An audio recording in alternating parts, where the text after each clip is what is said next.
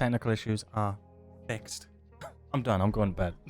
So, as you can see by the thumbnail or the title, this is a new episode of the Azzcast, and we talk about everything new in gaming, getting older, and probably coffee. Now, we do host this live for any of my Patreon supporters, so you do have the ability to watch the cast live, interact with both the guest and I, and probably see some topics that won't make the final cut. Now, this month's guest was set and ready to go, but unfortunately on the day things came up and he wasn't able to get there. So I'm joined by my two of my mods today, which is Meldj and TheScotsMav. So this episode was us just getting together, having a chinwag regarding behind the scenes, Twitch's latest ridiculous announcements, and if Meldj can actually play the guitar. Grab a coffee, sit back. This is a long one. I hope you enjoy. But I am joined with, I need to figure out, because my camera's flipped in Discord and it's pissing me off. We got Meldj and we got TheScotsMav, which you are familiar with, and I'm sure everyone here that will be watching this will be familiar if they've been in the channel before, if they've seen us. These guys are here very, very often, and I'd probably say 90% of the work that is done behind the scenes has been by these two, especially in the last 3 months, I'd say. Maybe even longer, but the main bulk would be like 3 months. Something like that. Something like that. The idea started about 6 months ago. And Has it it been started to 6? actually, yeah, it has, yeah. It was just after the turn of the year. Or the end of January, actually, I think it Oh was. yeah, it's June. End of January. Oh yeah, it's June. No. So, yeah, it was like 3 months of how could we, should we? I mean, let's not beat around the bush. It mainly has been you going, should we? And then I'm going, possibly. And then Mav's like, no, that won't work. And then you're like, okay, what about this? And I'm like, I don't know. And then Mav's like, we could do that. And then you two would bounce something back and be like, this is what we've done. And I'm like, oh, okay. Yeah, you aim really high and then Yeah, lower it every time. work within the parameters of reality and you get what you get. So obviously, we've done a lot with the brand and we'll get into that. But you guys are obviously very busy yourselves. Like personally and professionally. Oh yes. And you both stream part-time-ish when you can. Yeah. Mel, just tell us a bit about your channel or what you do and what you try and do on your channel. Even if you're taking it chill, you still want to. Yeah, people want to know. Nowadays, definitely more chill. Started during the lockdown, I think, like a lot of people did, and towards the end of that was like really trying to ramp up. And then as lockdown ended, I think a lot of people saw that drop in viewership, and I just from then on, it's been far more of a hobby than something I can grind into. During lockdown, when you're on furlough and that, you have the time, or I did anyway. Now I don't. So every Tuesday, Thursday, normally on a Tuesday. Tonight we're here. Whoops. Hey ho. Yeah, every Tuesday, Thursday, play whatever, innit? I'm playing through Fable at the minute. Fable Anniversary. You still on Going that? back through that. Yeah. Still probably about 10% in. Oh wow. Time That's as always. True. Yeah. And I mean, you've. But yeah, I want to do that, and then I want to do Fable 2, maybe 3. Okay. And then maybe by the time I've done all of those, in 3 years' time, Fable 4 will be out. You think it'll be out by then? Streams? Well, it was announced like 4 years ago, and we've not heard a single thing since. Nothing. So it's dead in the water. And Mav, you sneakily, and I will admit, sneakily stream as well. It's not that sneakily. I mean, announcements go out. It's not my fault if you don't see them. And I've fixed my settings, so you don't need to be verified anymore. I can actually talk in Mav streams now. No, I started 2014-ish, so I'm an old timer technically. Back, I think the first game I played was like Titanfall or maybe Dying Light 1 around about launch time for either of those. And life got in the way after a couple of years, as it tends to do. And been somewhat on a very sporadic extended hiatus since then. And nowadays it's gaming when I get the time and dabbling in live coding now, just while I'm practicing for some things and learning new things. It's interesting to take folk along for the ride. How's the reception with the live coding? Because that's like something that's completely out of my world. Quiet. It is quiet. I mean, Yeah. that's Twitch in 2023. I mean, so. Sure. But do you get anyone coming in and being like, "Oh, what's this and what's that?" Some. Usually people I know, like, Mm-hmm. I'm not going to call them out by name, but Yeah. Like parts of the there's a community couple or of folk extended that, friends. yeah, a couple of folks in the community know some, so they'll drop in and say hi and have a look and everything. Mm-hmm. But So yeah, if you're doing live coding and you've got me for an example, now you know my coding is, I'm not even going to say limited. Like yeah, I've done like 3 things with you two watching every move. If I came in and was like asking questions, would that be something you'd welcome, or would that be like, absolutely. would that be something that would make it harder for you? Because obviously I know coding is very finicky and technical, and it's a lot of thinking and a lot of what's the word? Like correcting and changing tiny little things.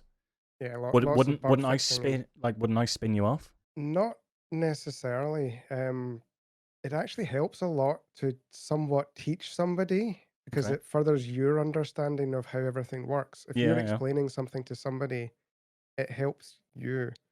And in programming terms, there's a rubber duck debugging, which is essentially you've got something sitting on your desk that you sit and walk through, talking about what your code does, Yep. and you essentially talk to a rubber duck on your desk. I've got or had a sort of plush BB-8 that I used to sit on my desk and explain code to. Okay. It helps you understand it better. Oh, I've that's turned you probably up. a I've bit turned you closer. up anyway. You're good. You're good. Okay, Um, cool. because you may it may be different because you had the verified thing on your Yeah. account for good reasons.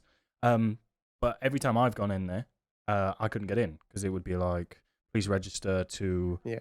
please register a phone number, and obviously I've already got two auth already set up on my phone. So if I need to get into my Twitch, it'll send a message to my phone. But if I'm trying to auth my channel to get to you and try and chat in your channel, it would say my number's already taken, which That's it really is weird. because it's my channel. And I've tried like mobile, I've tried incognito browser, I've tried like just a normal browser. I just can't get into your stream, like at all. I've changed it now Yeah, so that it's within like if your account's older than a month, I think it is, then it doesn't care. Yeah. Azzy, he's banned you, mate. He has, isn't he? Not that I'm aware of. No. I'll have to check No. that. I'm gonna Hope have to not. check now. You are banned. I'm like, oh. Azzy, do you want to answer Laurenthal's question in chat? Are those guitars just for show, or can you actually play? I'll let him answer that. Yeah, I can play Laurenthal. Fun fact, Lorenthal, if you're not following Meldj on Twitch, go and follow him because he has done band nights or like, gig nights in the past. I need to do more. I need to bring them back. And Time as they were always. amazing. So I remember Meldj came into my chat and that's how we got to know each other. And then Meldj mentioned that he was like a streamer and stuff. And I found out that he's doing gig night.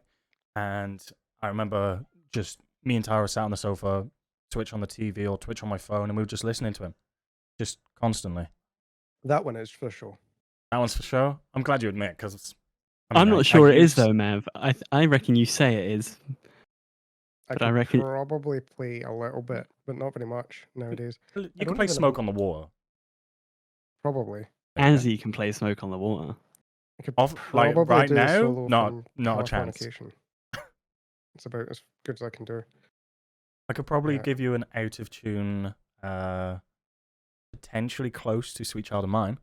Or maybe something resembling the intro to Plug In Baby, but that's about. Oh yeah, see that? Like That's I not a wouldn't bad bit of be able to do guitar. that. Like I'll admit that. Like you're going, yeah, maybe Plug In Baby. Like no, I definitely wouldn't be able to play that now. like maybe 8 bars if I'm lucky. I'll be able to play Stay Together for the Kids, Blink 182, bit of Kryptonite, 3 Doors Down, Landing in London, 3 Doors Down, Shine Down, Simple Man. They're like my go-tos. Anytime I pick up a guitar, they're like the 3 songs I'll play. That's it. Whereas Mal just like, Yeah, but I I'll mean, play there's a anything. difference between like a hobby and something you just. Do you know what I mean? It's where you dedicate. Again, it's all time, isn't it? It's where you dedicate your time. And you know, my granddad played. And that's how I got into playing guitar. I was playing since I was 6. And when you're young and not very sociable, but can't afford a gaming PC or all the latest consoles on that. Yeah. A £70 Yamaha guitar will fill up hours of the day. Oh yeah. 30 quid out of Oxfam. Yeah. 25 quid second hand electroacoustic. That'll do. Yep. But I lost my my pride and joy. I had a was it a cherry sunburst Gibson? Mm. I lost it to I lent it to a mate, and him and his wife split up, and she sold it. I know she has, but I can't prove it. Yeah, you can Invoice swear. will be in the post. You can swear. But it was a genuine one as well. It was for my 18th birthday, I think, and my dad spent a crazy amount of money on it, and then it's gone. 4-figure guitar. Mm-hmm. Like I used to dust that like daily, and then yeah, it's gone. I have That's no the idea one what thing. it is. That's the one thing I will say about guitars. Obviously, love them, admire them. I don't worship them. I don't polish them daily. Mine get gigged. They've got dings and dents and Yeah, hey ho. it kind of depends. Like, I'm more of a like a poster guitar player. Like, yeah, that's my guitar. Yeah, I can play. Why is it clean then? Why is it spotless? Yeah, that. Probably the nicest guitar I've ever played was a £249 second-hand Epiphone.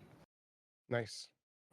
Define Didn't nice. have- Like, why was it the nicest? I just played beautifully. It didn't sound that great, but I can change the pickups. Yeah. You know? But it just played like butter. Just absolute butter. Yeah, that's all you can say. Is you just felt so smooth. Yeah. The neck was just I've got very small hands for a guitarist. I've got quite small hands for a person. Very small hands for a guitarist. So the Les Paul necks are actually quite. Mav's got big old hands. Mav's gonna turn out to be 7 foot. I know he is. Jeez. Yeah, the Les Paul necks, some of them are quite chunky, but there's Yeah. a certain decade where they were thinner, which I think was the 60s issue. In fact, I know it's the 60s issue because that's the 60s reissue. So it's one of the thinner necked Epiphones. Epiphone, Gibson, same fucking company, basically. Mm-hmm. But yeah, it was a second-hand 60s replica Epiphone. 240. I was like 14 at the time, couldn't afford it. But still to this day, the nicest guitar, nicer than my nearly £2,000 Gibson. There's someone out there who's a very lucky person. Isn't Mav 6'2", Mr. Mav? No, Mav's like 5'10" on a good day. And how tall are you, Mav? 5'7" 3/4. Okay, so we're all roughly the same height, all right? So this I'm still certain as he's 5'2". So we're changing this to the Shirecast. Yeah. Okay. I mean, I've got the feet to prove it. Same, so. to be fair. But like I said, this Azzcast is going to be a bit less formal in a sense. You guys are here chilling, so I'll be like reading off anything you guys say, or if there's anything that I'll address to these two, I'll say it.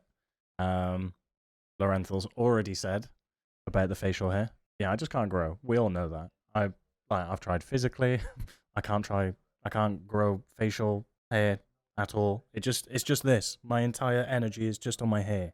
Like, this grows like mad, and even Tara's jealous of it. But no, like, how long have you not shaved for, Mav? Since clean shaven. Clean. 10 years, probably. If I was 10 years, I'd look like this. I'd literally be the same. I just look homeless. I go through a phase of nothing, 5 o'clock shadow, homeless. But it just doesn't suit me at all. I think the moustache has been there something between 7 and 10 years. And that's a prominent part as well, isn't it? It's not just... There was a big bushy beard that was very scraggly and thin and patchy, so it went down to stubble. Go on, Mel. Mate, that's hash. Obviously, I've got some beard game, but that's hash. God, how? Now I know how you all feel about beards, because that's now how I feel about that. I'm like, why can my tash not do that? Because it can't. No, honestly. Every now and then I do, but like, I have left it for months, and it might creep just past the middle of my lips, maybe. And what's the goal? Would you want it like Mavs? I just want to see how long I could grow it. Okay. Just for science, you know? Yeah. This is about terminal, so this is about as far as it will ever get. I literally otherwise just your get head the starts to droop down. Sorry? Otherwise your head starts to droop down. The weight. I can grow the Batman, and that's it. I can literally just grow that, and then everything else is just patchy, and I just look homeless. I literally, one day I'll be like, oh, I need a shave, and the next day I'll be like, oh, I genuinely look like I've just woken up from a cardboard box. It just doesn't suit me. So you can grow a goatee though then, yeah? Yeah, I can grow this, but Tara hates facial hair. So what I'm hearing is like pink goatee is a potential future subathon goal. Potential? I'll never be able to like hide my chin like you, Meldj. There'll never be a point where like you will not see my chin. Funny story. Most of this beard is actually chin. I got a massive chin under here, mate. Seriously, when I was in the crimson secondary, chin. that was my nickname in secondary school. For real, massive chin, mate. Does Meldj have a Like- subathon coming up? And is the cost the same as shaving as his head for the beard? I'd shave my beard for £5,000. Well, the figure's there. The figure's there. I'm not doing a subathon. I don't have the willpower, but I'll shave my beard off on stream for £5,000. No, but I'm contemplating doing Movember this year. You're already doing it. No, as in taking it off. Clean I'm shaving. starting again. Full clean shave. So you're going to be single in November then? Back to 16-year-old boy. Are you going to be single in November? No, because she'll be on board with it and it'll come back. Hair grows. It's fine. Right, Right, as in like eyebrows. It all grows back. They're coming. I've got shadows. I've got the 5 o'clock shadow. So £5,000 There's- for you to clean shave, like clean, like straight cutthroat. Yeah, sure. I've got a cutthroat kicking about somewhere. That's- Yeah, me too. well, we'll bring that to the meet. Bring the £5,000 too. That's the important bit. True. There you go, Law. You've got your answer. Mav could never look like a young boy. Those grey size age man. No, that's just putting up with me, Lethal. That was not that color 3-4 months ago. Not at all. Though that wasn't grey 3 or 4 months ago. It is now. All right, Law. Yeah. There you go. Law said for 5k he expects to be the one to shave it. I mean, if you give Meldj 5k, he will probably buy the blade for you. He will drive to yours. Yeah, Laura. Is Laura in the UK? Yes, he is. Yeah, I'll drive to you, mate. See, he was even contemplating EU, depending on what Depends part of EU. depends whereabout. Yeah. If you're like northern France, maybe. You know, sort of Germany, France, Holland, Belgium, maybe. Anything else, a bit too far. There you go. Meldj isn't attached to his beard as much as I am to my hair, apparently. No, it grows back, man. True, but I like having Tara.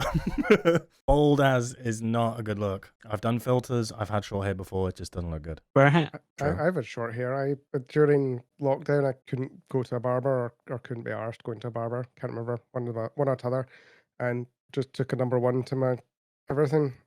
And yeah, it was alright. Grows back. I mean, like shaving the sides off on a 0. That is like the best feeling ever because my hair is so thick. Like I know every man's probably gonna have this feeling, but you know when you like walk from a hairdresser's back to the car or whatever, and you've just had your hair cut and it's freezing. Yep. Like I noticed that. Like my hair's not even that long on the sides now, but if Tara shaved this off now, my body temperature would drop like 20 degrees. Like it's so hot.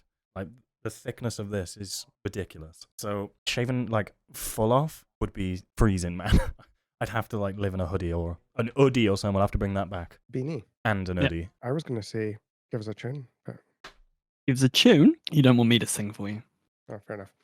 Backing vocals, as in like way the fuck back their vocals. Maybe. When all you need is volume and not really pitch. I'm your guy.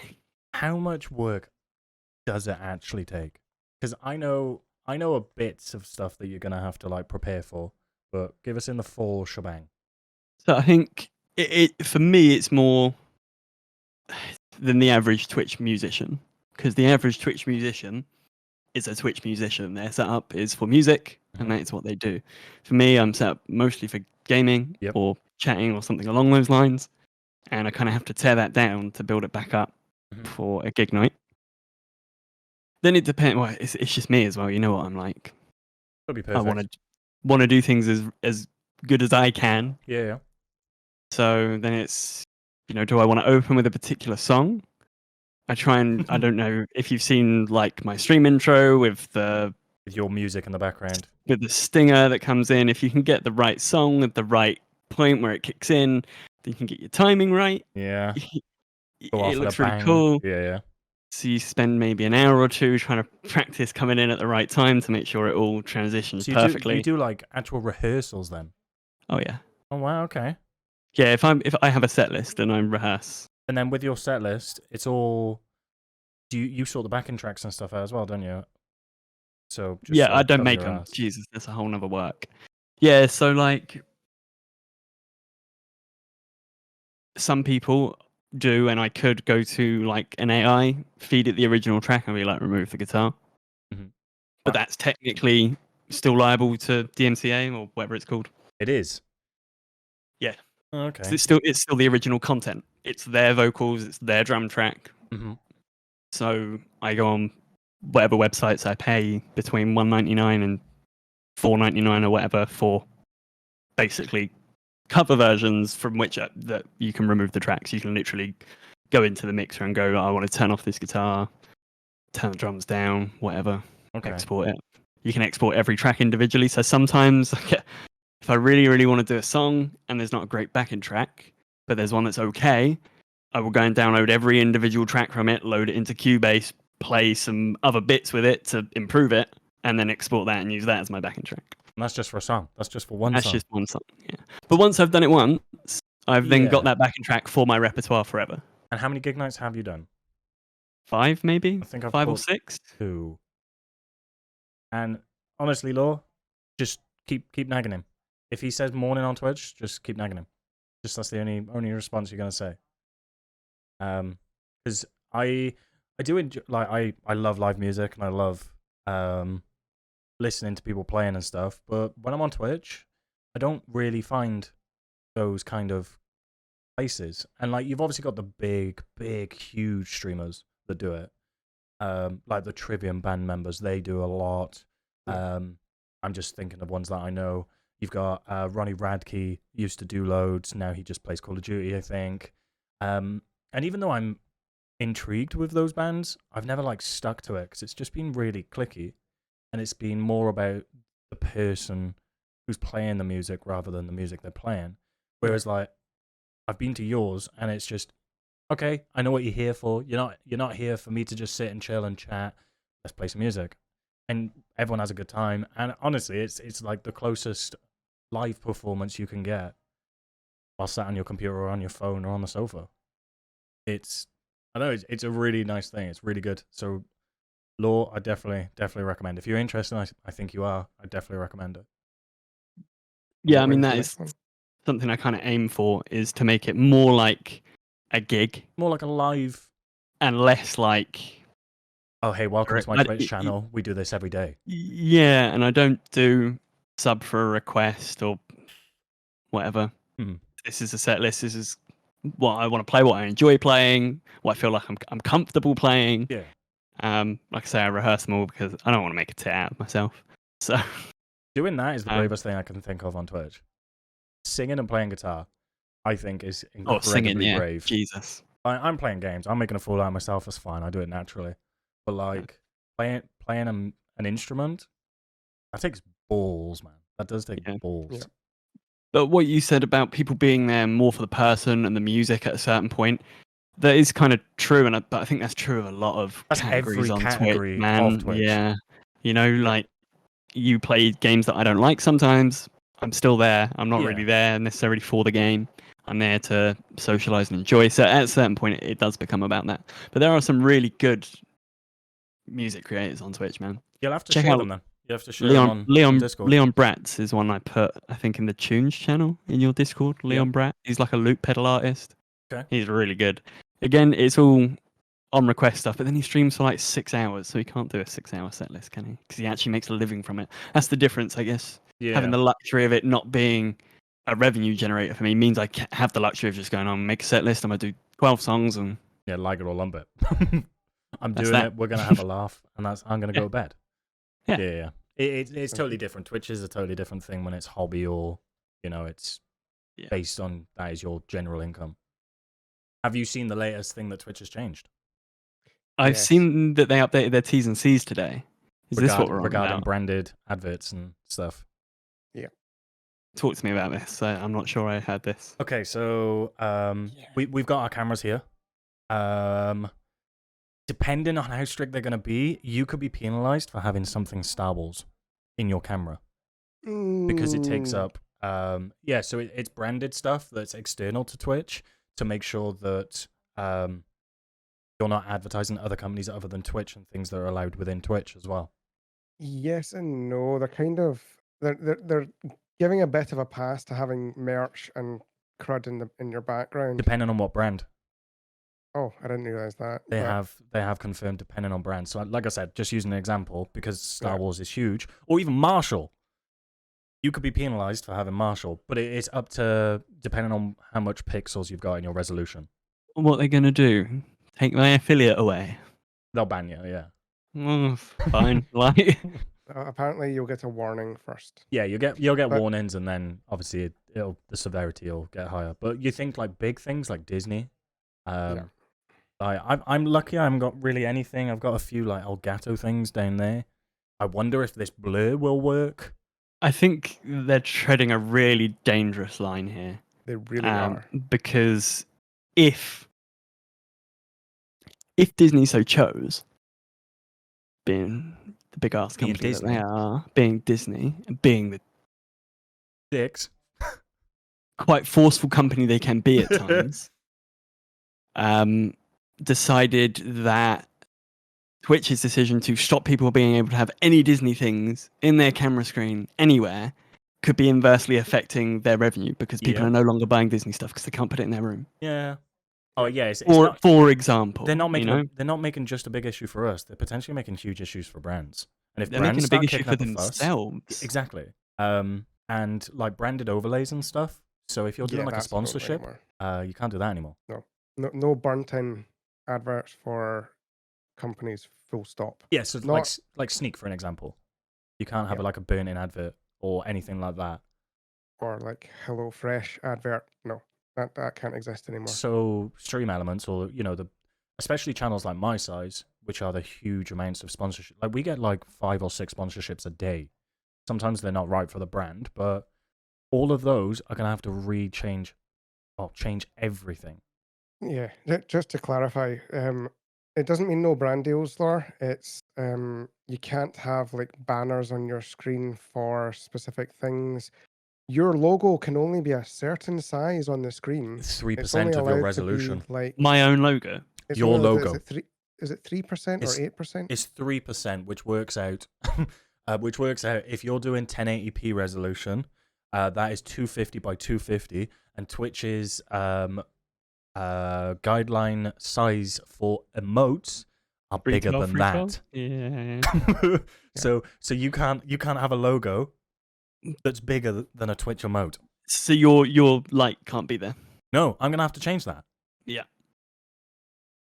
We don't know when You this is could gonna come yet. Argue That's the 1st letter July. of the alphabet. Like, Precisely.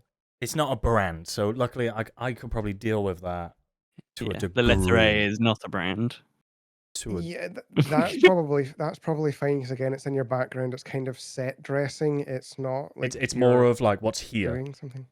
Like if Yeah. I had like my logo like in a corner here, which some streamers do, Yeah. and I don't mind it. I quite like that idea. But I can't have my own fucking logo there anymore. It's or like the Azzcast logo up there. Yeah, That like this couldn't thing. be a thing. So- I'd have to turn that off if we were live streaming on Twitch.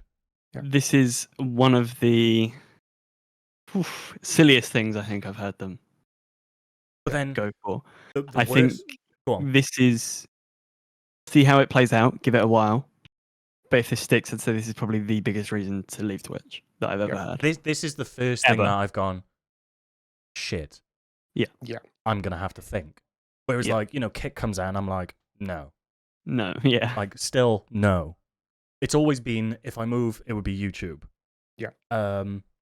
And it's always been, yeah, YouTube, like the YouTube quality, fucking beautiful. But then everything else is a bit lackluster. The mod tools, the chat, you're all the same color.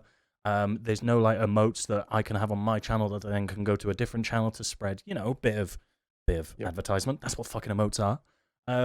There's none of that. They're like a decade behind on Twitch. But when I saw this today, I was like, hold up. Yeah, Twitch seems to be throwing themselves off a cliff. I'm not Go on. sure that they will stick with this. I'm really This not. is going to This will change get retconned. because Yeah. you open up Twitter right now, I guarantee you'll see that on your feed today. Oh, absolutely. Everyone's going Every absolutely single insane person about that I am following is going mad, and with their own right on this one. Like I completely agree. Completely agree. Crazy, man. That is wild. And then It- the other one that I don't like is they're changing branded. They're changing sponsorship deals. So they're doing sponsorship deals rather than getting them from Stream Elements. You get them from Twitch. I'm not saying they're taking Stream Elements, but Twitch are now going to start offering streamers sponsorships. And you do the sponsorship, it's kind of the same thing, like participation rewards, or further participation rewards, or spreading it depending on how many average viewers you've got. But then the nice bit is, they don't pay you cash. They gift you subs. Fuck off. Which in turn, you pay you cash. Which in turn, you pay a percentage back. Well, yes and no, because they're paying for the gifted sub. Yeah, but then when I get paid, that percentage is going to go out of those subs. I'm sure it's not how it works when you think about it, because the money doesn't exist in the first place. They are literally just paying you £2.50. I don't know why they're doing it as subs. It's probably a tax thing. Probably so that they don't have to pay tax on it. It's not seen as earnings. You're not earning money. Then you're not an employee. They're not, directly giving you cash for doing work. They're giving you subs, which in turn results in you getting cash. But because it's coming from them, there is no $3.99. Does that make sense? Yeah. They're just giving you £2. So it's not like they get £2 from doing it, because it's their money in the first place. No, but they might get to write off £2. Yes, they probably get a tax break on it. Yes. There you go. We found the reason. But those two things are the biggest things that I'm a bit like. I'm actually gonna have to sit and think. Like, if we weren't doing the Azzcast tonight, I would have messaged this to the lads and been like, shit. Well, we can talk about it here and now. Yeah, Get an idea of what it's like behind the scenes. The first thing that jumps into my head is we're going to wait and see how it plays out, because if Twitch are bringing on their own sponsored deals, how are Twitch going to encourage you to display those on your stream within the parameters of their new rules? Yeah.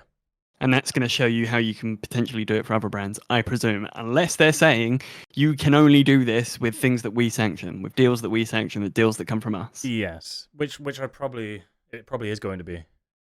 I think Stream Elements are going to be able to turn it around and be like, okay, you can't use branded logos on your thing, so it's going to be more timers in chat, more things underneath your stream in your about sections, and there'll probably be some sort of like Discord activity. Maybe, I reckon that they'll probably push on tweets, Instagram. Yeah, there'll be more social videos rather than just use this timer, get 5 people to download this game and play this game with you kind of thing. But yeah, Twitch are making some bad moves at the moment. Mav's probably reading into it now. I had this sort of open already. I wasn't being rude. I was reopening it and refinding it just to make sure I'm not like talking shit. Apologies. I just realized what I said. You can swear. It's fine. Logos on stream. Mature audiences only. On stream brand overlays are limited to 3% of screen size. It is unclear currently whether that counts for your own logo, because it does say brand. So there's possibly a bit of a grey area there that your own logo is possibly okay. They should allow your own brand logo. They should. I hope so.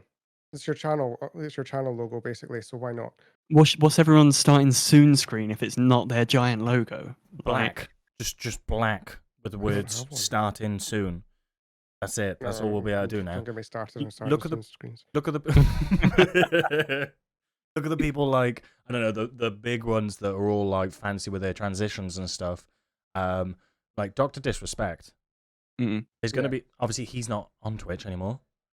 Luckily I'm not streaming this on Twitch because you can't even say his name. It's fucking taboo. All of his like overlays and stuff. If he was on Twitch, this is just hypothetical. If we're not allowed our logos, his entire graphics setup is fucked. Yep.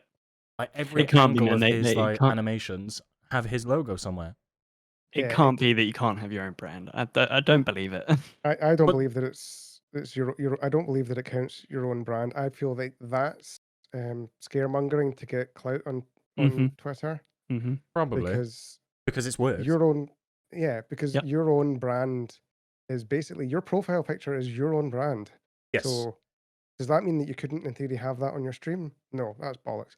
So of course it's going to be your own brand will be fine. It will be fine. They don't care if you wear like a t-shirt for somebody else or something. They don't care because you're just wearing a t-shirt. hey ho. Do we think that's going to Endorse. change though? Yeah, it has to. Like, So- if they're not otherwise, allowing HelloFresh will just send you a T-shirt to wear on stream. Yeah, if they're not allowing me to have a dog in the background that's a brand, but they allow me to wear a T-shirt in the forefront of the video, surely they're going to change their mind soon. And we're only going to be able to wear fucking black plain T-shirts or Twitch T-shirts. It'll have to be green, and Twitch will key it out and put adverts on. Yeah, your there'll just be a chroma key here, like those old ones that you could plug a video into your T-shirt. Twitch is just, I don't know. Like, I've only been on Twitch 3 years. It's 3 years in like 2 weeks. And the changes that they've made. Click that in the chat just so others can read it as well if they want to. Yeah. Come on, Floyd. I'm busy, mate. I'm busy. Where you going? So yeah, what is allowed is branded panels on your channel page, showcasing products in your stream background is allowed. Okay. This is the is allowed part. Including links to sites that promote things, and it's got a sort of example as a chat message. Discussing, endorsing, and unboxing products or services. We're allowed that. You're allowed that. But then we're not allowed to show the brands. No, you are allowed to show like if it's a physical product, you're allowed to be like, this is something, this is cool, I like this. No graphics. Yeah, no overlays, no burnt-in graphics. So you can't have a branded logo on stream for more that's bigger than 250 by 250, basically, or bigger than 3% of your screen. No burned-in video ads. So if you play a YouTube video that's got an advert in it, would you call that burned in? Yeah, because you can't opt out of it, and it's not controlled by Amazon. So, YouTube Premium. Well, yeah, this is what he's saying. You've got to be really careful about watching YouTube videos because if an ad plays. Yeah, and no inserted burned-in display ads. So basically, like your little HelloFresh banner that pops up, or people have like Raid Shadow Legends, something that pops up, and other adverts like that. Like they've got up in the corner here, they'll have potentially something that's like Call of Dragons or something, and it's counting down how much you've got of it. Not allowed anymore. Inserting burned-in audio ads. So if you have an advert playing on a YouTube video, or if an advert pops up on a YouTube video, and you just take the stream away so that it's not seeing it, still hearing it, you're not allowed that. Oh, they can't hear adverts anymore. Correct. What if I'm joining someone else's Twitch stream? What do you mean? If I'm like, yo, let's go check this person out, because this is an old school thing that I was going to do with the channel. Was we were going to, if the channel kept growing the way we were, I wanted to showcase like smaller streamers, especially within the community. And I've got a scene set up where it's me and then like a showcase box of someone else's stream, and I could go to their stream and then I'll be like, yo guys, in my chat, let's go and show them some love and make their day, kind of thing. It never really kicked off. But for an example, if I load into someone's stream and I'm sharing their stream, and an advert pops up, because that's a burnt-in advert. But it's also a Twitch-owned advert, so it's possibly a sort of slightly fuzzy grey area. It is, because people will be seeing the advert and via your stream, but not Twitch won't be, and Twitch won't be getting money for it. Yeah, so it'll be one ad revenue to the 60 viewers. So in essence, that won't be allowed. Laura's nailed it. In essence, it's not allowed anymore. That's mad. Oh, and they now have a branded content disclosure tool. So they've got, when you edit your stream info, there's now a little checkbox that says includes branded content. Yeah, which I'm clicking just to cover my ass. If you're doing any sort of promoting of anything at all, you need to have that on it. Just have it on at all times. We're constantly promoting.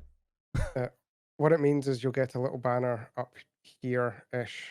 Well, I'm in the wrong corner. I'm looking at myself. But you know what I mean. You'll get a little banner up in the top left-hand corner of your stream that says includes promotional content or some bollocks like that. So who's complained about this? Twitch. Because but they're saying the communities have complained. Nah. That can't be a thing. You can't be like, oh, I've gone into a stream and I've seen another HelloFresh. They're actually not saying they're not saying that from what I can see in the branded content guidelines. It's basically We need to because monopolize. it's because according to TOS, they reserve the right to reuse your content as ever they see fit, and they cannot do that if you're using If you got branded HelloFresh overlays and in the you've got forefront of my HelloFresh overlay. pop-ups and you've got all that on the stream. They cannot do that. It's not not a bad thought process, but I don't know how much Twitch are really using people's content, if I'm honest. It's a bit authoritarian, but Yeah, you don't really see like Twitch or anyone on social medias sharing stuff that's You actually do, but it's happened. normally Oh yeah, quite it's big the top partners that they're in. 0.2%. Yeah. If you want to think about it, I'm in the top 0.1% of Twitch. Yeah. Whereas like the top 0.10 or something are the top fucking dogs. It just shows how much they actually. I don't know. You could rant about Twitch for days. I could, but I still think they're the best option out there. They are- Even possibly with this. They are still right now the best option, but if YouTube came out in the next couple of months saying we've heard that you want to come over and stream and we're up in the streaming tools, Not going to happen. no, because not they're gonna all happen. for Not that quickly. Not that 'cause quickly. They're all there for the Rome votes. just was not built in a day. I Yeah. think YouTube has great bones, definitely has the capability to take over as the king of streaming. It's all there. They just need to do it. But They it will don't. take. They don't want it. They don't want it No, right you now. I don't. don't think. It's a cost. It is a cost. There is no denying that live streaming sites are not profitable. No. Mhm. And people already think, oh yeah, but it's Amazon, it's Jeff Bezos, it's this, it's that. They make Somebody's millions. still Jeff paying for the Bezos doesn't servers. make millions by losing money from his companies. Yeah. It's And somebody's still paying for the servers and the bandwidth and everything, Mhm. and there must be terabytes of bandwidth used like daily. Yep. on oh Twitch. easily. And being that Twitch are owned by Amazon, they have access to the best servers at the cheapest rate probably in the world, and they still can't make money. So why Kick don't Kick is not going to be here in 2 years. No, Kick will be gone. I'm saying by Christmas next year. A casino's only going to front a loss for so long. Yeah. The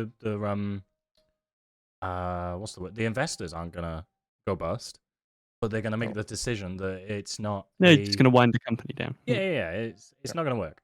It's not gonna work. I don't know. I hope the people that have moved over there that are having a good time and they hopefully have a backup plan and stuff. But I hope they can see in the long run it could potentially be damaging. I think Lethal's right. Actually, I'm not sure that AWS is the biggest provider. It's Microsoft Azure, isn't it? Might be Yeah, bigger. I think it is actually. But I think it's bigger in terms maybe of end users, but maybe not bigger in terms of actual size and power. This is why Xbox don't care about the console race. PlayStation runs on MS anyway. So Microsoft make money no matter what. Yeah. So what PlayStation Network runs on Microsoft Azure? There's something I didn't know. Yeah, I didn't know that. I've always thought Xbox have always been a bit like lapsy daisy and just been like, meh. We know we're good. We're like PlayStation are like, we gotta be the best. Microsoft is just prints money anyway, so yep, it doesn't really care. That makes sense. Oh, the good old console war days. Approaches breaking even, they don't care. Do we keep ranting about Twitch or should we talk about Diablo, Meldj? Mate, I could rant about Twitch for days. Yeah, so could I. haven't really even got started on one of the developer issues that have happened that I've actually heard about through like a YouTuber. Go on. That used to work at Twitch. You see this that could go straight over my head though. Well, you might, or it might or might not. You see that run an advert button on your dashboard? Yep. There used to be an interesting bug with this. I think I've explained this to Meldj already. Yeah, you have. You've said it in chat, yeah. That's it. It used to be an interesting bug where if you managed to interrupt it after, like you clicked it and then either refreshed that dashboard page or closed the dashboard page before it remounted the component, if you went to somebody else's dashboard that you were a moderator for, it would run an advert on their one because it stored the state of that button on your computer. Oh, So it stored that you'd click this button on your computer, but it hadn't but it ended. hadn't done it. Yeah. And the best part was that it didn't act like clicking that button doesn't actually do what you think it does. No. It doesn't run an advert. It causes that button to change into something else or into another button that then clicks itself to run an advert. Honestly, clicking that button is the bane of my life. Means if you're quick enough and you click that button and you move to another dashboard before it turns into the button that clicks itself, it runs an ad on someone else's channel. It then turns into that button on somebody else's channel and clicks itself. But only if you're like a moderator or an editor or something. Oh, quick. It is quick. Like, are we talking like superhuman? Half a second, maybe, if you're not... Doable, then. Doable. Doable. Yeah, yeah. You could click it and Alt F4. Yeah, if you already had the other dashboard open in another tab. Yeah, and you can just Alt F4, get that one going. Or you can just control it, or Control Tab and you just change tab. Bang. Or like Lethal said, just use a macro. Or you wouldn't even necessarily need to do that, because if it got out of sync and it didn't sort of refresh the state on your computer, it would just do it when you went to somebody else's dashboard anyway. And it would, because it would still think that that button needed to remount. Does that still do that now? No, they fixed it. Right, okay. What does it do now? Because it definitely doesn't run an ad. It probably still does the remount thing and then clicks yeah. itself. But they've fixed where the state is stored. I was going to say they probably just lowered the timeout to like 0.01 seconds. Like, no, I think they fixed that it's no longer stored in local storage. It's now that makes persisted sense. in memory. Good. But it's just ridiculous. It's I've had to test it the last couple of days. Like, run an advert. It doesn't. For a simple head like me, clicking a button that says run an advert, you expect it to run an advert, but it doesn't do that specifically, does it? I think it pretty much tells Twitch that you are ready to run an advert, and then it kind of works in its own time and then runs one when it feels like it. Yeah, because it has to go and request that video footage from from the Twitch server. So that note that no matter how poor your bitrate or your stream quality is, ads are always fucking crisp because they come direct. Oh yeah, because they come direct from Twitch and they want them. Completely makes sense. They're getting paid for that, so it has to be. That completely makes sense, but yeah, never thought of that. No, videos they just crank the bitrate. It's the same on YouTube. Even if you've got really low internet and you have to watch it 360p or whatever to make it play, the ad will be 1080 or higher. Yeah. It might take a while to load it if you've got bad internet, but it will be 1080p. And it will buffer it. It will buffer it all. That's so that it runs smoothly. Yep. Just give us better quality, Twitch. Come on, man. Money. They'll lose even more money doing that. There's even more data to push around. Huge amount of data compared to what we're using now. And Meldj will probably get my next moan as well, and it's again about Amazon, but it's actually about Prime Video this time. How they check the quality of what you're receiving at your computer, at your TV is ridiculous. Is this the best, better, and? No, well, it's more like how they check that you're getting decent frames at your at your ingest place, wherever you're viewing it. They stream it to their own endpoint at the same time. So they're doubling up the bandwidth needed to watch this TV show. So Tara's watching TV ingesting right now. it somewhere else. Yeah. That's essentially being double Amazon played. Yep. Amazon's ingesting it on AWS somewhere. And counting the frames. And counting the frames and sometimes doing like snapshots of them, like essentially taking pictures of them and going, is this the quality that we expect? And doing like signal noise calculations and stuff. Not how I would do it. Do you know how but Netflix glad they are doing it. Do you know how Netflix do it? Go on. I want to have a think about that. Your TV just reports back the bitrate it's receiving. Good old love film. Bring back love film. The TV knows its bitrate it's getting, so it knows if the quality has degraded. So, like the TV knows that the quality is shit. So why bother ingesting it somewhere else? Yeah, is there any reason for that? This is They why don't- there they was like don't- an article recently about them switching from using microservices to one big monolithic service. Okay. Because they were doing lots of handing over of like essentially images between services. They were saving that all in S3 in storage, and then it would tell some other service to go and pick out this image and take a look at it and then delete it. So, which costs a lot of money to do all of this when you're at the size of ingesting thousands and thousands and thousands of streams and pictures and everything. You're talking terabytes of data being created daily, if Yeah. not more. But now, it seemed like a big thing was Amazon is abandoning like microservices. No, they're not. They're just being smart. Like, why bother saving it when you can just pass it to another function and do it all in memory? Yeah. Sure, you'll pay a bit more for your memory, but you're like you're Amazon. Yeah. When you say you're Amazon, that holds a bit of weight, doesn't it? You own the infrastructure. Hmm. So Yep. you can just like bump it over. Oh, sorry, I thought that cut out Anyway. then. Sorry about that. I knew Mav was smart, but I'm learning his true power right now. He's a smart guy. These two make me feel dumb on a daily basis, Lethal.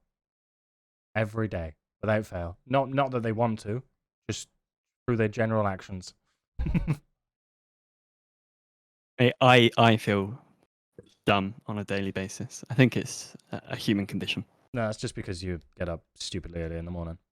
There is that. There is I'm that. I'm definitely dumb when I get up in the morning, mate. Pre-coffee. Pre-coffee. Oh, yeah. So you've had a few days now. You got a new coffee machine. How Yeah. is it? Sage Barista. And is it worth the price tag? Yet.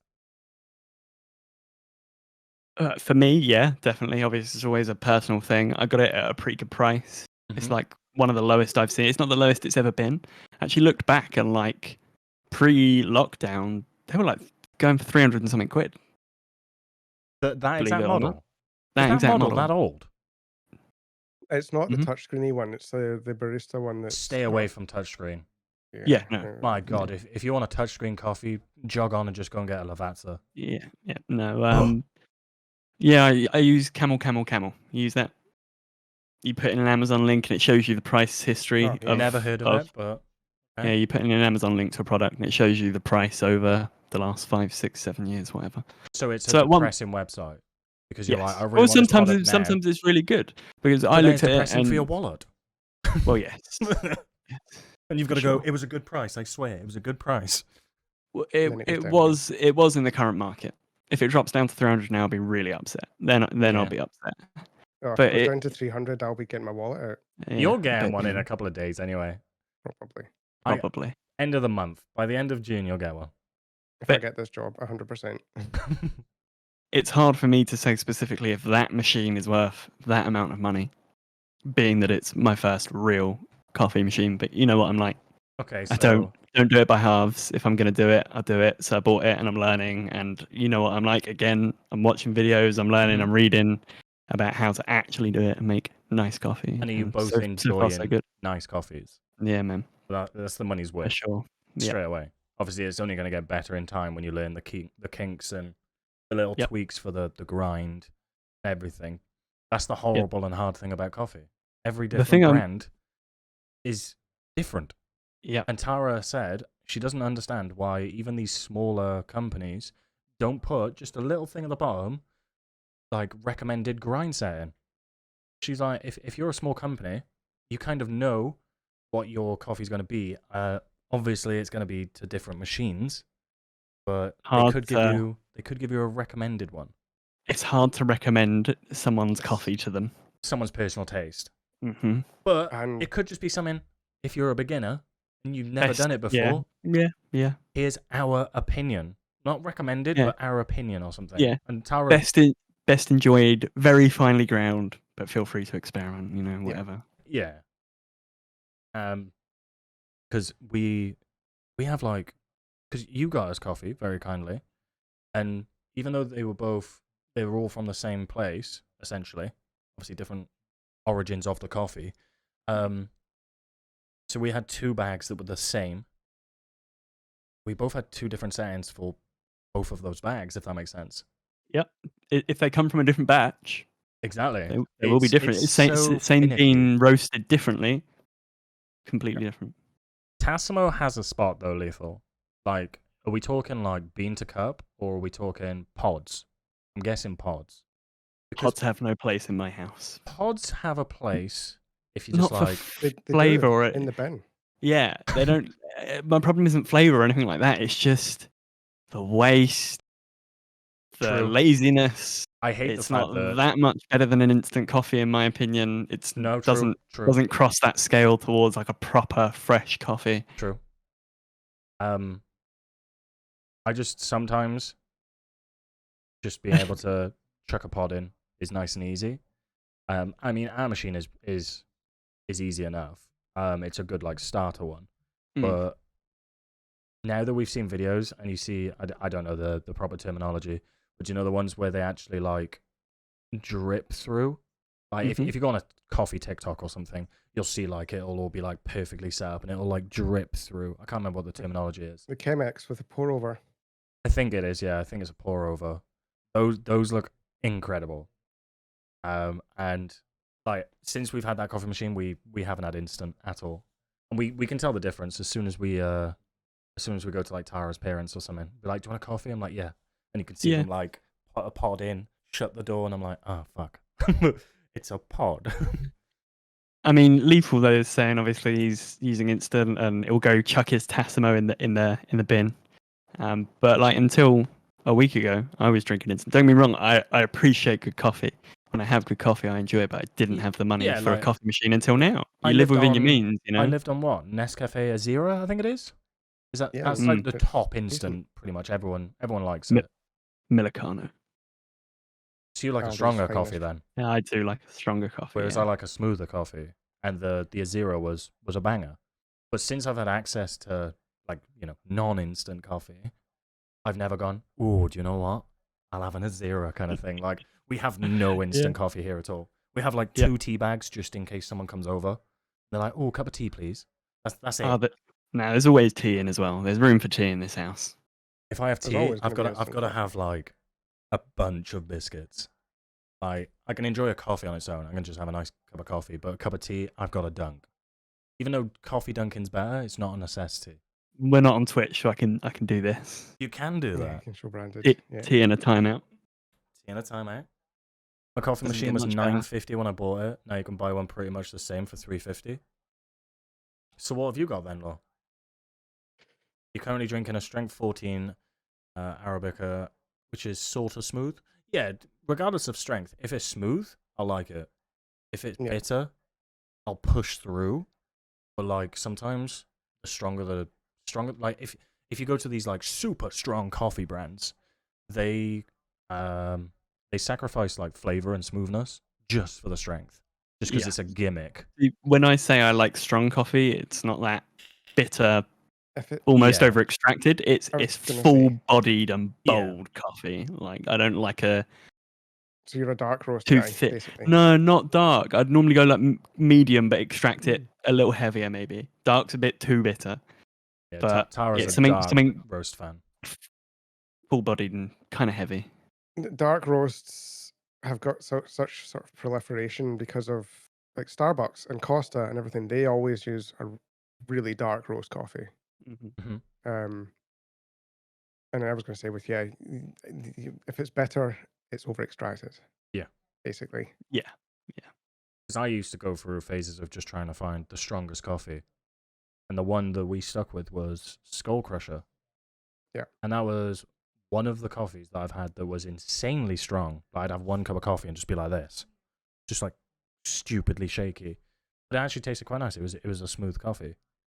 But their PR is absolutely shocking, and their customer support is absolutely dreadful. So we just haven't gone back. They're a nightmare. Leaf was saying in the chat that he does love a good coffee, but honestly, he's just a caffeine addict. That's another thing I will say. The caffeine that I get, the kick that I get from a proper bean to cup machine like this, so much more than an instant coffee. Oh yeah. If I went back on Notably instant, more. so what have I had today? You're not making your instant right then. You reckon? Yeah. I had 2 coffees today. If I had instant, it would probably be 5, 6. Big heaped teaspoon of instant, about 1 or 2 centimeters of water in the bottom of your mug, cold water from the tap. Give it a sugar, stir it about. If you really wanted, you could add your milk at the same time as well. Yep. And then you go boiling water in. That's what I do is milk first in coffee, and then That way you in don't scorch instant it. coffee. Yeah, if anyone does exactly. milk first with tea, they're getting out of this place. No, absolutely. They're banned, like completely. And no, we don't judge for £45 a bag of beans. We're sitting talking about coffee. No, Of course, no. we'd be like, No that no sounds judgment. great. I Sounds mean, like great if you've stuff. got the money to spend that much on coffee and the coffee is good, enjoy it. Absolutely. Yeah, I bought a kilo of quite cheap beans just to practice. Yeah, you got to like rinse that machine. pouring. Yeah, exactly. You got to rinse I was it. going to say, you've probably put like 20 odd quid worth of beans through that machine Yep. already just to get it dialed in. It's the main And way. then I've got a couple of recently roasted nice coffees sat in the cupboard airing for a bit, Mhm. waiting to go in there once I know a bit more what I'm doing. That's kind of the enjoyable thing about the process, though, is that I was shit at making coffees first. Just because I liked them doesn't mean I was good at making a coffee. Yep. But then still to this day, Tara is such a better coffee maker than me. There's some really good resources on YouTube. Really good stuff. You are a researcher, aren't you? Like Yeah, through and big through. time. Big time. Like sometimes I'll go into stuff blind and just have a fuck about it. If I want a certain result, I will figure out what I need to do to get that certain result. There's no point just hammering away at it and hoping. That's me. The latter is literally me. I am fuck it and find out. Just, why not? Whereas Tara's fuck it, find out, but she nails it. Lucky. And then it's not luck. It's she'll work things out and do like the fine tunings in her head and be like, well, it's obvious because if you do this and then do this is the result you get. So I made you the coffee and it came out like this. So I tweaked it like this. So it changed the result to this, and this is the perfect coffee. And I'm like, that makes complete sense, but you did that yourself. I just press button. James Hoffman is my go-to for coffee at the minute. I recognize that. I recognize that name. He's got a coffee company. He does machines of his own and such. But he's like very forthcoming about that. When he's doing stuff about coffee, he never uses his own coffee. He doesn't use his own machines, and he'll always. It's like, I own a coffee company, so I'm a little bit biased, but we're not using any of my products in any of this. I'm just talking to you about good coffee and how I like coffee and how I make coffee and things that you can do and try and how you can figure out what you like and what you don't like. Rather than, this is how you make a coffee, buy my machine and buy my coffee. It's really, really good. Seems like quite a sound guy, clearly. Very knowledgeable. He's got a really nice voice for listening to for tutorials and stuff. It's just a nice sort of soothing intonation and everything. It's That's good. what you need with a coffee tutorial. Yes. Yeah. I've not got the voice for a coffee tutorial. So what I described like Tara working out, she does that with everything in life. Everything. That's what she does with the car. So Tara has like she's very knowledgeable. She does a lot of research. If she's interested in something, like right now, like she does mad stuff with like skincare and makeup and stuff. She will research and research and research, and she's like mad into like Asian and Korean and all of that kind of beauty. She will research. And the amount of knowledge that she spits out to me, I'm just like, how do you know that? She's like, oh, I saw this article, and then I've seen this article, and I've watched this video, and they all say the same thing, and I'm following this kind of stuff. That's what she does with a car. She'll have like an understanding, and then she'll get like obsessed with it, research it like mad, and then be like, fuck it, let's try it. Whereas I'm like, I just hit, it didn't work, help. Kind of thing. Sounds much like me. Ask me about shaving one day. Or just about any other of my specialist subjects. Yeah, because one of your specialist subjects is actually shaving, isn't it? You worked for a shaving brand. I did. I was sales for a handful of years, and then I was the copywriter for their website and everything, doing product descriptions, the product photography, all of that. Okay. Law, just on a side note, everyone hates their own voice. You Everyone. get used to it. It's true. I hear my voice 11 hours a day played back to me, not just internally, but externally as well. Everyone has it. The monitoring's not quite as bad because you're still hearing yourself as well. Mm-hmm. Yeah, it's It like you're hearing the cancels out. internal and the It's not external. like listening to a recording of it. Yeah. Listening to a That's recording even of it's a lot fucking worse. worse, man. Worst. Yeah. It is the worst. YouTube videos are the hardest thing I've ever dealt with. Yeah. Oh, it's horrific. Like, You hear it and just like, I don't sound like that, but you do. I'm afraid. Yeah. so I'm 31 in 9 days. I have never noticed. I'm doing it right now. I have never noticed how I talk. I talk a few words, pause, a few words, pause, a few words. So even if I'm doing like a script, I've got a script in front of me and I'm stood in front. I've got the camera, like the desk up, and I'm like, "Hi guys, welcome to the video. Today we're going to talk about blah blah blah." When I this is how I think I talk, like how I just did it. But then when I go back and look at it, like the waveforms will be like, "Hi guys, welcome to the video," and I've got to cut like so many dead silences out. It's mad. And now because I've seen it happen. I'm doing it now. I can constantly see it happening when I'm live or when I'm streaming or whenever. And yeah, that's a huge bugbear. That's a huge bugbear. Yeah, but it kind of only shows that you're thinking about what you're saying and Your brain is slow. Your brain is catching up. That's all Yeah, it is. Your brain is thinking, what next?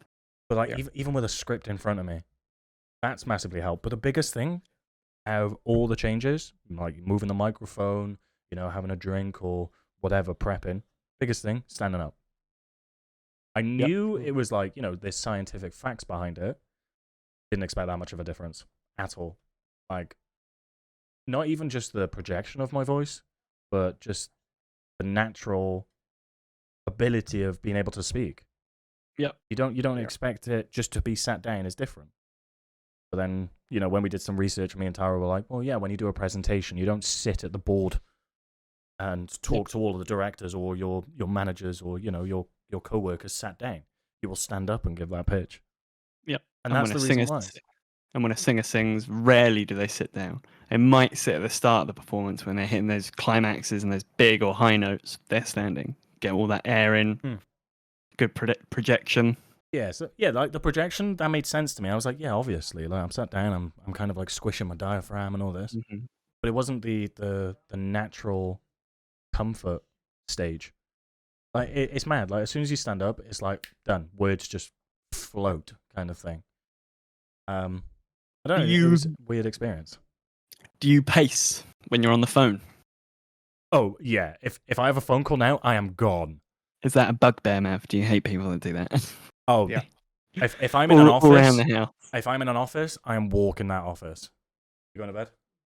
No. I'm having my own office then. Yeah, like even if I when I was in business development, I'd be out on site like half of the week, and then the other half I'd be in the office. And I'd have my own little office, proper glass windows, doors, and stuff. Tiny little space, probably smaller than the square I've got here. I'd pace. I'd just walk around. As soon as someone called me, I'd walk around. How did you know I did that? Don't know. It was just the way you said, like when you stand up, the words flow. Oh yeah. I find it easier to think quicker when I'm standing somehow. Like, when I'm moving, when I'm active. It's not even gets like blood flow into the brain, maybe. Yeah, I don't know. Just a personal phone call. Like if my mum called me, I'd be sat on the sofa with Tara. My mum would call, I'd be like, "Oh yeah." Yep. Just naturally, I'm gone. I'll wander, and you're just sat still, are you, Mav? Yeah. Just like, yep. The other half's sort exactly that, the same no as problem. you. Other half's the same as you. I'll sit on the couch and not move and be quite happy, or I'll sit here and not move, or wherever. I can't walk and do phone calls. Oh, I can walk and do phone calls at the same time, but I'd rather not. Yeah. That's a weird thing. I don't know. Hearing yourself on stream earlier during D4 made you shudder. You get used to it, man. And if people are affected that much and you really don't want it, I can just mute things. You can just send me a message beforehand, by all means. By all means. On the topic of Diablo, what do you think? Oof. So far, so good, man. So far, so good. You're a long-term Diablo player, right? I define long term. I joined Diablo in D3. Okay, but yeah. that was what 10 years ago. Yeah, well, it's over a decade, wasn't it? Over a decade, yeah. Actually, thinking about it, probably 12, maybe 12 years ago. Off the top of my head. So that in my book, that makes me a long term player. But to others that have been playing since Diablo 1, no, I'm not. You're always going to get people like that, though. Always. They're not wrong. In the scheme of a game, 12 years is a long time. In the scheme of the Diablo franchise, not so much. But historically, I'd say Diablo 3 was the worst one. It was the least well received, I would say. Not to say that, in my opinion, it was bad. I thought it was a brilliant game. People liked 1. It was a concept. Mm-hmm. Cool. People loved 2. Something about I never played it. Something about 2. People seemed to really, really love it. And then 3 came along, and in comparison to 2, they just didn't like it. I don't know what they didn't like because I never played 2. You never went back to 2 either. Obviously, they did the remaster. I was kind of resurrected. I was kind of tempted, but I won't lie. I played the ever-living shit out of Diablo 3. I no-lifed it for months with a friend. I was living at his house at the time, and we would just play Diablo pretty much all day, every day. Mm-hmm. It was great. And then we'd play it a few times out, maybe once a year, we'd do a season or something. We'd do 1 season, go on, get a seasonal set, mess around for a week, 2 weeks, call it done. Okay. And then the 2 remaster came out, and I knew 4 was on the way, and I was kind of like, I don't think I want to get into it. Dampen my hunger for new Diablo with what is an older Diablo game when I know I've got something that I'm going to be really keen to get my teeth into soon. What was Diablo 2, like the remaster, 18 months ago? 2 years maybe? I think 2 years. Something like that. I think it was 2 years. So you didn't play any of the betas for Diablo 4? Nope. And initial thoughts as soon as you started playing? Holy shit. The cinematic at the beginning, right? It's so good. You wait. I mean, I've seen other cinematics and that, but just instantly loading a game and being hit with that quality was mind-blowing. It looked phenomenal. And Diablo story, for me, it's okay. I'll forget it. I'll play the story, and then by the time I'm playing Diablo in 3 months' time, I'll have forgotten what the story is. Yeah. But in terms of graphics, gameplay, game actually working so far, really good. As I was logging off at about 5 o'clock today, servers were getting a little bit shaky, a little bit lag here and there. Kids were coming on. There was a queue to get on Diablo for the first time since I've not did the early access. I've not had any queue, but Law had a queue this morning. Well, I didn't have a queue when I loaded it up, but I think Law loaded in 20 minutes before me, and there was a 40-minute queue. No doubt the servers are taking a beating right now. Today was the worst for quality of the server. Yeah. You definitely noticed it today. Diablo 3, you couldn't even log in for about 2 days on launch. Yeah, that's huge. And if I'm not mistaken, Diablo 3 was announced, given a release date, put on shelves and available to buy, and got pulled a month before release date and got pushed back by 2 more years. Yeah, 2 years was that's a huge thing to pull back. And then they launched it and it didn't fucking work for 2 days. So I think they've gone kind of. So like you've said, I think Law said it today. Mitrovic said it whilst we were streaming, saying they had to work this one. This one had to work for longevity of everyone's faith within the franchise, and just to give the franchise what they wanted, or give the community of the franchise. This being my first day RPG, I am hooked. Hooked. Yeah. It's a really good game, man. I can't remember a game that gripped me this much. And like I say, the real game starts when the story ends. Yeah. Which doesn't make any sense to me. But it's quite cool. It's like you play the story, you get introduced to the world, so it teaches you some stuff, what to use and how skills work and that, and then it's like, go on then. See, that is what show us what you can do. That is the winning thing for me, I think.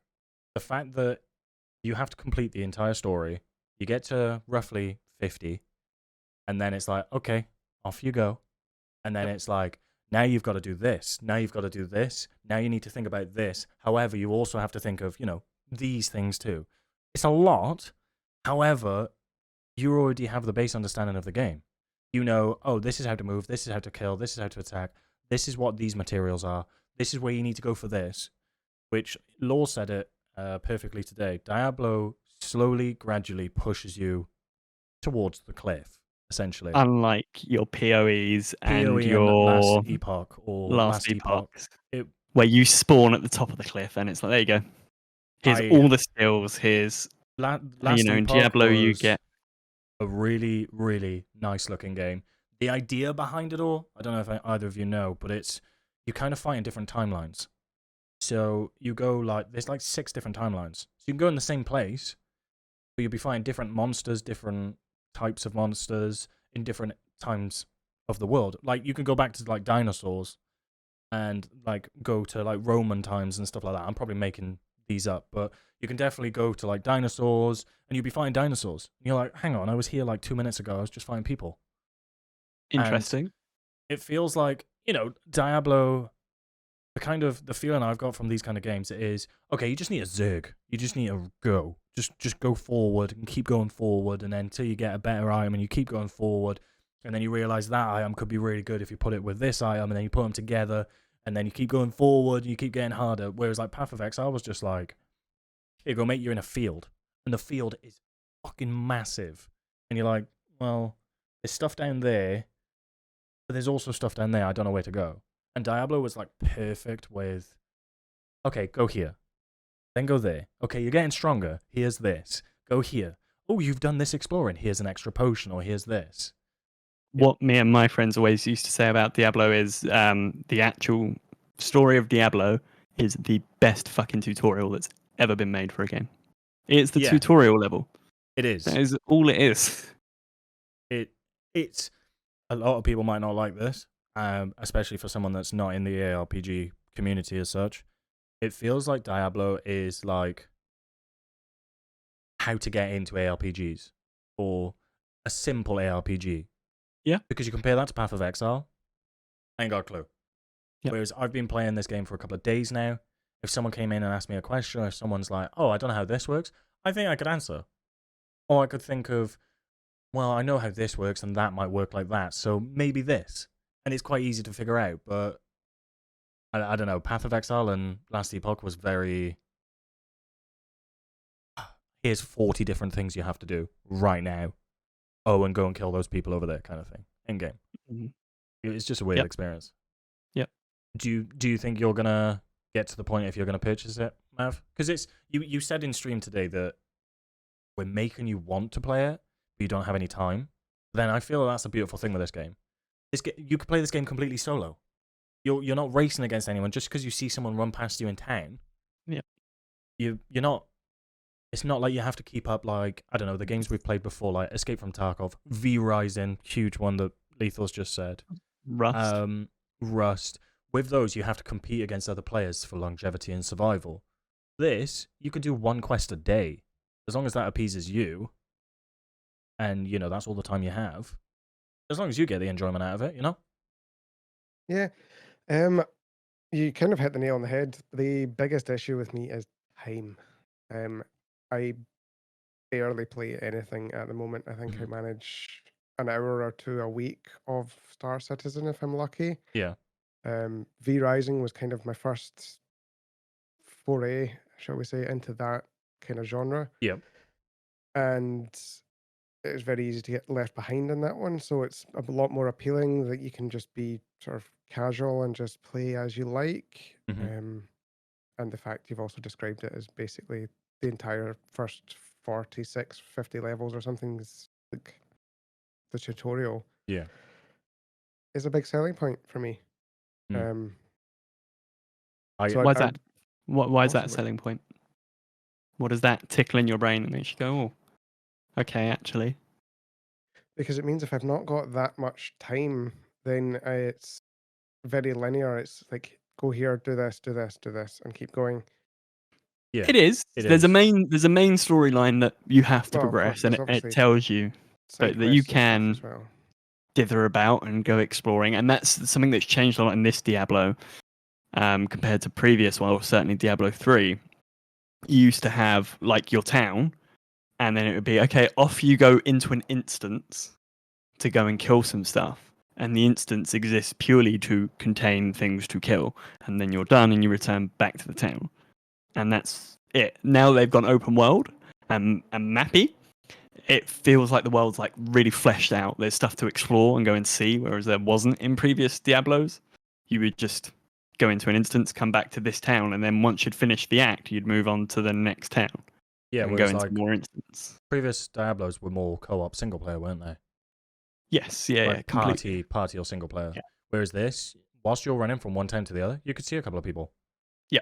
But their progression doesn't change your progression at all. And Correct. obviously there's like one zone in the map that's like forced PvP. And even I've got a taste of that today and I ain't ready. But you know, I've probably seen 20 people today, 30 people, not including the guys I was playing with out of town. That's not made a difference in my game at all. Like, at all. My experience did not change. And with your ARPGs and V-Rise and things, Lethal, the easiest way I'm going to say it is V-Rising is kind of like an ARPG, but it's like the Rust of ARPGs. It's a different It's flavor. a PvP survival game. It's you need to go in, you need to get materials, you need to build a base, you then need to go and get better stuff to build a bigger base, you know, all of that stuff. It Whereas is. Diablo is like a multiplayer, single player game. Yeah, like V Rising, as you rightly said, is a survival game that happens to be in an ARGP format. Yeah. Whereas Diablo is an ARGP. Mm-hmm. Survival and base building is definitely a jam. Mm-hmm. But then if you took that base build, like if you like base building in the sense of you like being able to tweak things and change things and add things and unlock new things and progress, you could use that kind of enjoyment for a build. If you're not interested in you know you want to be strong, you want to survive, you want to change your build or like min maxes, that's like the main thing that I'm getting from Diablo now. Like the level that I am now, it's all like, oh, a piece of gear's dropped. You look at it, has it got the stats that I'm looking for? No. Okay, bin it. Has it got the stats I'm looking for? Yes, but there may be one thing wrong with it. Okay, I can change that one stat. And there's like so many things you can tweak. This like you said, longevity is missing in a lot of games. I think Diablo is going to hold a lot of longevity, especially the fact that there's 5 classes at the moment: Barbarian, Necromancer, Druid, Sorcerer, Rogue. So 5 classes. Obviously, you can do hardcore as well, so that's a different kettle of fish. But there's 10 character slots. So am I right in thinking there's going to be more characters? Because obviously, I haven't... more than likely. There were 2 DLCs for Diablo 3, I think. How many classes were in Diablo 3, if you remember? I think it was 5 and then 7. Oh, okay. So like in total. Let's double check. Rather than spreading false news. Indeed. You only worry for D4 is how far they'll push grouping into endgame and beyond. Losing the ability to play solo will seriously hurt the game. That was something that really got me in Final Fantasy 14. Okay. Which, I mean, it's different, but it's an MMO of sorts, and Diablo is stepping onto that MMO threshold. That is exactly what I was going to say, is that if you want to know what Diablo is as an ARGP, it's kind of an MMO without the MMO. Yeah, it has... I'm getting that sort of feeling. It feels somewhat like as if you just zoomed the camera out quite a lot on a Final Fantasy game. Yeah, the camera's just facing up here, and it's stuck. It's an MMORPG, but rather than MMO, it's got the same things. You're crafting, killing mobs, looting, upgrading gear, tweaking builds. It's a very similar format with a different camera angle, and that's about it. Because I was very big into Final Fantasy 11 and 14, and the way you described like being able to go through basically the whole thing solo is how I play those sort of games. Yeah. So 11, it worked great for me because you didn't have to group up with anyone, but you could if you wanted to do certain things. 14, my main bugbear was you're forced to do it to progress the main storyline. You get to certain points that you just cannot progress any further if you don't do a dungeon with a group. See, I don't think Diablo go that way. Just from my investigations today, I may have cheekily gone on another dungeon run after stream. So me and Law, when we finished stream today, we went on. When you get to level 50, you start doing dungeons called nightmare levels, and they go from 1 to 100, and they change. They get harder. Enemies hit harder. They've got more health. Blah blah blah. But when you're in a party, your party actually scales too. So if you're in a party of 4 people, they're going to hurt a lot. They're going to have big health pools, and it's going to take all 4 of you to take these guys down. Me and Law did tier 9, I think, to finish, which is pretty high for our level. And we did it, but it was hard. Just to put it into clarification, I went solo into a tier 10, and I did it fine. So I think solo is easier in a sense. Yeah, it scales well. Better than Diablo 3 did from what I've played so far today. I think what they've done so far is gone, hey, you can play our game completely solo if you want to. Completely. But if you want to play with your friends, make sure you all team up and play smart kind of thing. If you want to play with your friends, we are going to make the game harder for you kind of thing. Yep. And I think they've done that very well, like Meldj just said. I don't think it's going to get to the stage where you're like, oh no, I need to find, I know, I'm a sorcerer, I'm going to need to find a druid to tank. I think... No, you just have to spec your build well for a solo. You have to have a little bit of survivability in there. You know, no one's going to be coming into a front line for you, so you probably need to be quite mobile if you're a bit of a glassy class, like a wizard or, you know. I just think that they have a lot of longevity to offer.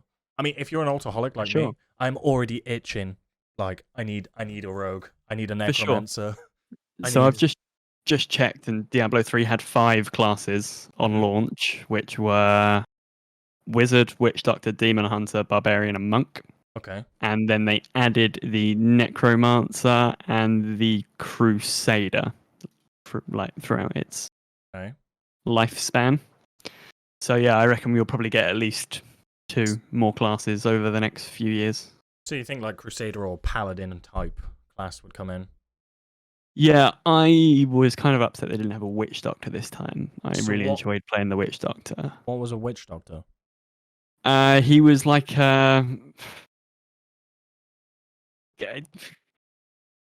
somewhere between like a monk and a necromancer. It was a bit of a weird build, quite flexy. Could be magic-y, could be a bit more punchy.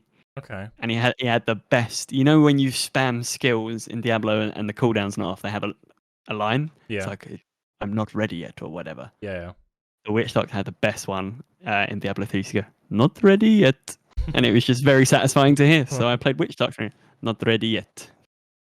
A new Final Fantasy is coming out as well, isn't it, Mav? On the topic of Final Fantasy, I'm sure there's one coming out in June. 16? Yes. Yeah. Like end of June. Something like that. Now, is that an MMO? Is that just... I don't think so. I am so out of the loop with Final Fantasy.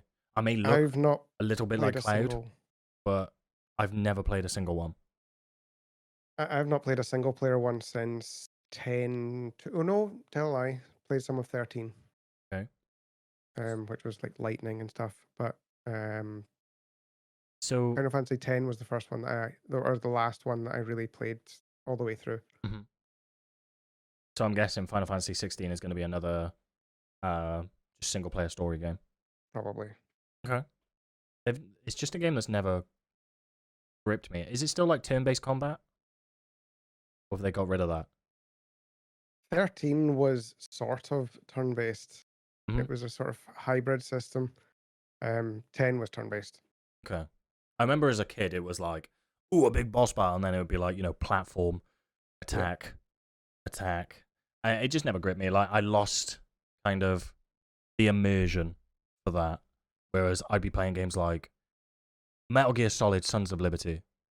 I would play that game on repeat because That's you know the I could. second one. Yeah, it was the First one? second one.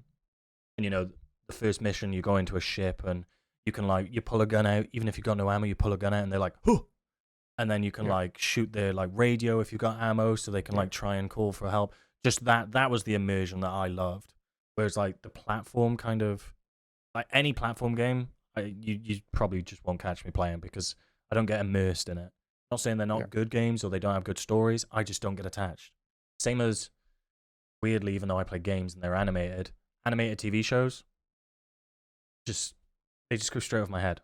Whereas some people will say that the best stories would be like anime stories and stuff like that.